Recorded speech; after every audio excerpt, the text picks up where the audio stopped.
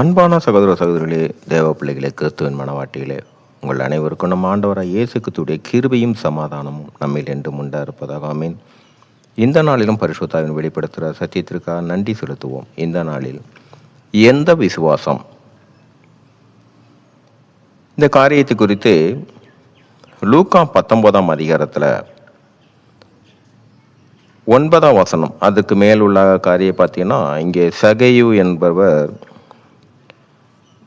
வட்டிக்கு விட்டுட்டு இருக்கிறவர். அவர் எல்லோராலும் பாவியான மனுஷன் என்று அறியப்படுறவர். ஆனாலும் இயேசு கிறிஸ்து பிரசங்கித்துட்டு மறு இடத்திற்கு போகும்போது அவரை காண வேண்டும் என்று சகையு, அவர் குள்ளமாக இருக்கிறனால ஒரு மரத்து மேலே ஏறி பார்க்குறாரு. அப்போ இயேசு அவர் மேலே இருக்கிறத பார்த்து அண்ணாந்து பார்த்துட்டு, சகையு நீ கீழே இறங்கி வா, இன்று நான் உன் வீட்டை நான் தங்க வேண்டும். அங்கே சகையு சொல்கிறாரு, அந்த வார்த்தை அவ்வளோ பெரிய ஒரு மீட்பரான ரட்சகர், அவர் ஏன் எங்கள் வீட்டில் தங்குறேன்னு சொல்லும்போது, இங்கே சகையு ஒரு நொடி கீழே இறங்கி வந்த பின்னாடி லூக்கா 19ஆம் அதிகாரம் 8ஆம் வசனத்தில் சகை நின்று கர்த்தரை நோக்கி, ஆண்டவரே, என் ஆத்திகளில் பாதியை ஏழைக்கு கொடுக்கிறேன். நான் ஒருவனிடத்தில் ஏதையாகிலும் அநியாயமாக வாங்கினது உண்டானால் 4ஆம் தனியாக திரும்ப செலுத்துகிறேன் என்றான். இங்கே இயேசு கிறிஸ்து என்ன சொல்கிறார் என்றால், 9ஆம் வசனம், இயேசு அவனை நோக்கி, இன்றைக்கு இந்த வீட்டுக்கு ரட்சிப்பு வந்தது, இவனும் ஆபிரகாமுக்கு குமாரனாய் இருக்கிறானே. விடுதலை, ரட்சிப்பு, விடுதலை. இந்த ரட்சிப்பு 3 காரியங்கள்ல, ஆவியில, ஆத்மால, சரீரத்தில். நாம் எல்லோரும் ஆவியில் தான் ரட்சிக்கப்பட்டிருக்கிறோம். இந்த ஆவியில் பார்க்க ரட்சிக்கப்படுறதுக்கு முன்னாடி நம்மளிடத்தில் அநேக தீமையான பாவத்துக்குரிய எல்லா காரியங்களும் நமக்கு இருந்தது. அதிலிருந்து தான் அதை எதையுமே தேவன் காணலை. அதிலிருந்து நமக்கு ஆவியில் ஒரு விடுதலை. இப்போ இந்த ஆவியில் நமக்கு கிடைச்ச விடுதலை வச்சு ஆத்துமாவில் நாம் விடுதலையாகணும். அதே போல சரீரத்திலும் நாம் விடுதலையாகணும். ஆத்மாவினும் சரீரத்திலும் விடுதலையாவதற்கு தேவ ஆவியானவருடைய சப்தத்திற்கு நம்ம செவி சாய்க்கணும். இப்போ ஆத்மாவில் விடுதலையாகும்போது நம்ம ஆவியில் ஜீவன் பெற்றதோட இப்போ இருக்கிற அதே இதில் சாயலில் தான், ஆவிக்குரிய சாயலில். இது ஆத்மாவில் இது விடுதலை அடைவதற்கு ஜீவனோட வார்த்தையின்படி நடக்கணும். ஒன்று, இது முடியுமா என்றால் கடினம்தான். 3வது, சரீரத்தில் நாம் விடுதலை ஆகணும். இந்த சரீரத்தில் விடுதலை ஆனால் மட்டும்தான் மறுரூபம் ஆக முடியும். ஆத்மாவிலையும் வார்த்தையின்படி நடக்கணும். அந்த வார்த்தையின்படி நடக்கும்போது சரீரத்திலும் விடுதலை கிடைக்கும். இந்த சரீரம் விடுதலை அடைவதற்கு ஆத்மா வார்த்தையின்படி நாம் செவி சாய்த்து நடப்பதற்கு ஆவி நமக்கு துணையாக இருப்பார். ஆத்மா விடுவிப்பதற்கு இந்த மனுஷ சாயிலிருந்து நம்ம சொல்லுவோம்ல, காணாமல் போவது.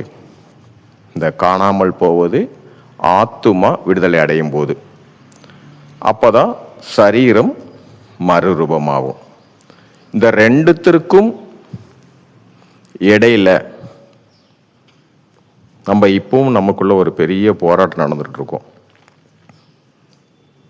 நம்ம பாவம் பண்ணக்கூடாது, பாவம் பண்ணக்கூடாது, பாவம் பண்ணிட்டோமே, இப்படி பேசிட்டோமே, இந்த காரியம் எல்லாமே உண்டு. நமக்குள்ள ஒரு சந்தேகம் வரும், நம்மளாம் பரலோகத்துக்கு போக முடியுமா? ஆனாலும் யாராவது கேட்கும்போது, இயேசு கிறிஸ்து வருகையின் போது யாரெல்லாம் போவீங்கன்னா கண்டிப்பாக கை தூக்குவோம்.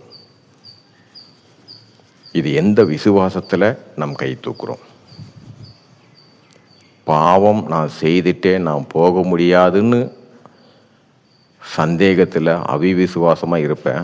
ஆனாலும் என்னால் இயேசு கிறிஸ்து வருகும்போது நான் கண்டிப்பாக அவரோட போவேன். இது எந்த விசுவாசம்? ஒன்று, இதனை காட்டிலும் நம் பாவங்கள் எக்கச்சக்கமான உலகத்தை சார்ந்த பாவம் செய்யும் போதும் நம்மை தேவன் எல்லாவற்றையும் கடந்துதான், அதை எதையும் எண்ணாம தான் நமக்கு ஆவிக்குள்ளாக சாயலாகவும் தன்னோட ரூபத்தின்படியே ஆவிக்குள்ளாக தான் நமக்கு அச்சாரத்தை வைத்தார்.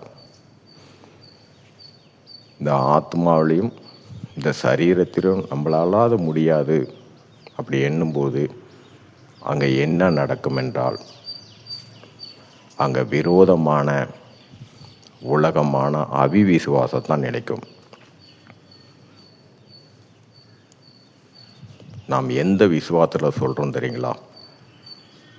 என் இயேசு கிறிஸ்து வரும்போது நான் அவரோட போவேன்னு. அதுதான் அந்த ஆவிக்குள்ளான ஒரு விசுவாசம். அது எல்லோரிடத்திலும் உண்டு. ஆனால் இந்த உலகம்தான் நம்மளை அவிவிசுவாசத்தை கொண்டு வருது. நம்மளோட ஒரே விசுவாசம், நான் ரட்சிக்கப்படுவதற்கு முன்பாகவே பாவத்தில் இருந்தவன். எப்பொழுது நான் ரட்சிப்புக்குள்ளே வந்துட்டேனோ ஒரு நாளும் என்னால் பாவம் செய்ய முடியாது. ஏன்னா என்னை அழைத்தவர் உண்மை உள்ளவர். நம்ம பிள்ளைங்க ஒரு மண்ணில் போய் விளையாண்டு ரொம்ப அசிங்கமாக வரும்போது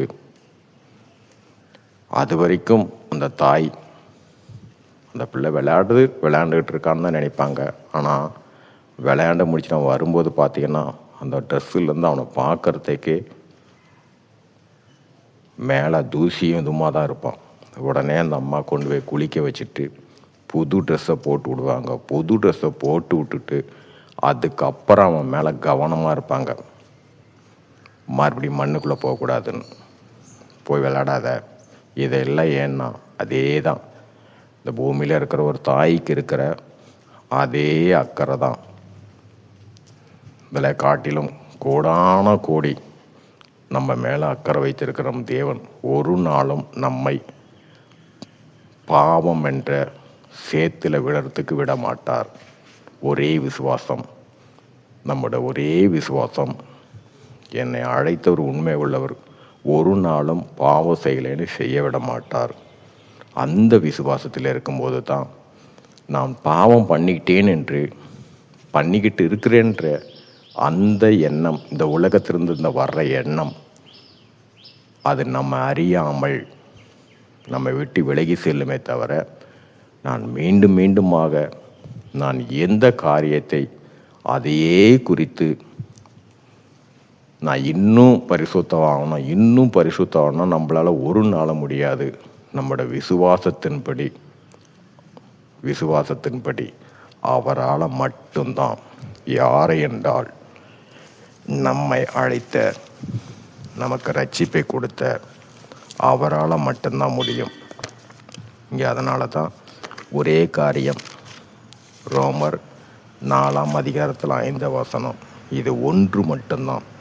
நான் சுத்தமாகணும் பரிசுத்தமாகணும் நான் சுயத்தில் நான் எண்ணிட்டு இருந்தேன்னா கண்டிப்பாக முடியாது.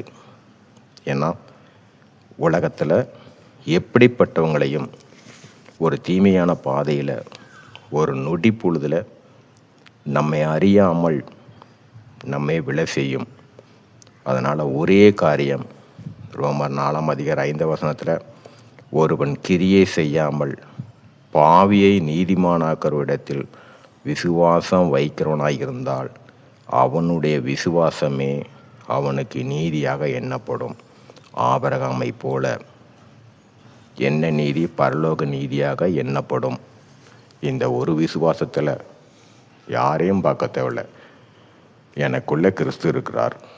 இந்த ஒரு விசுவாசம் நம்ம எந்த காரியமாக இருந்தாலும், மனுஷன் என்ன வேண பேசட்டும், நீ செய்கிற காரியம் பாவமான செயல், நீ ஒரு கிறிஸ்துவனாக இருந்து இப்படி செய்கிறியே, நீ சர்ச்சுக்கு போகிறவனா இருக்கிறேன் இப்படி செய்கிறிய, எதையுமே காதில் வாங்காதீங்க. ஏனென்றால் ஜீவன் உள்ள தேவன் உங்களை அழைத்தவர். இன்னைக்கு குற்றப்படுத்துகிறவங்கள பார்க்காதீங்க. இவங்க அழைக்கலை, உங்களை அழைத்தவர் அவர். அவரை மட்டுமே பாருங்க. எந்த செயலும் எந்த மனுஷனையும் பார்க்க வேண்டாம். உங்களோட ஒரே பார்வை, ஆபிரகாமோட ஒரே பார்வை, அவன் கர்த்தரை விசுவாசித்தான், அதை அவர் அவனுக்கு நீதியாக எண்ணினார். அதே தேவன்தான் நமக்கும். அதனால் ஒரே விசுவாசம் பாருங்க. மனுஷருடைய எந்த காரியத்தையும் கொண்டு மனசில் சுமந்துக்கிட்டு வேதனைப்படாதீங்க. ஏன்னா நம்ம அப்படி பாவத்தில் விழுந்து கிடக்கும்போது எல்லா மனுஷனும் நம்ம தூசிச்சாங்க. ஆனால் அன்னைக்கு நேசித்த ஒரே தேவன் தான் உங்களை. அந்த பாவத்தை பார்க்காதவர் ஒரு நாளும் உங்களை பாவத்தை செய்ய விட மாட்டார். சரி, இந்த நாளும் ஆவியாக நமக்கு வெளிப்படுத்தும் சத்தியத்துக்காக நன்றி செலுத்துவோம். இந்த காரியத்தின் மூலம் எல்லாவற்றிலும் மூவரிலும் ஒருவராக இருக்க தேவனே, உடைய நாமம் ஒன்றுக்கே மகிமை உண்டாவதாக. ஆமென்.